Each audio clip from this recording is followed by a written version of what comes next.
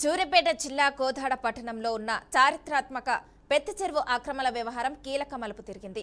నిజాం కాలం నుంచి సాగు, తాగునీటి అవసరాలకు ఉపయోగపడుతున్న కోదాడ పెద్ద చెరువు నేడు అక్రమ నిర్మాణాల వల్ల కనుమరుగయ్యే ప్రమాదంలో పడింది. ఈ అక్రమణలపై నేషనల్ గ్రీన్ ట్రిబ్యునల్ ఆగ్రహం వ్యక్తం చేసింది.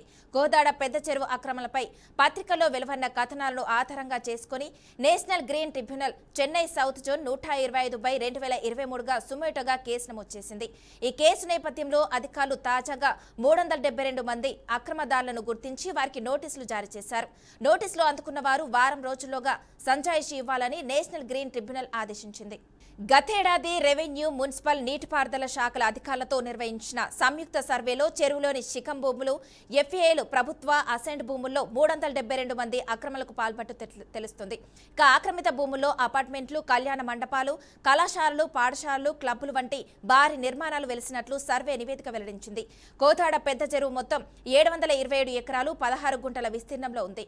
ఇందులో 413.27 ఎకరాలు శిఖం భూమి, అలాగే 107.37 ఎకరాలు ప్రభుత్వ భూమి, 49.04 ఎకరాలు అసైన్డ్ భూములు, 34.32 ఎకరాలు ఇనాం భూములు, 121.36 ఎకరాలు పట్టా భూములుగా నమోదయ్యాయని అధికారులు తెలిపారు.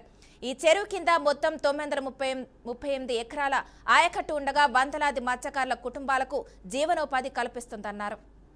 కోదాడ పట్టణానికి ఆనుకొని ఉండటంతో చెరువు పరిధిలో ఆక్రమణలు విపరీతంగా పెరిగాయి. ప్రస్తుతం 200 ఎకరాలకు పైగా చెరువు భూమి ఆక్రమణకు గురైనట్లు సమాచారం.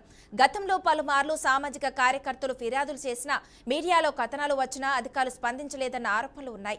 అయితే అనేక సంవత్సరాలుగా వెలువన్న కథనాలపై స్పందించిన నేషనల్ గ్రీన్ ట్రిబ్యునల్ సుమోటోగా కేసు నమోదు చేసి ఆక్రమణదారులను గుర్తించి చర్యలు చేపట్టాలని ఆదేశించడంతో ఇప్పుడు నోటీసులు జారీ జరిగింది. దీంతో కోదాడ పెద్ద చెరువు ఆక్రమణ వ్యవహారం కీలక దశకు చేరినట్లు పలువురు భావిస్తున్నారు.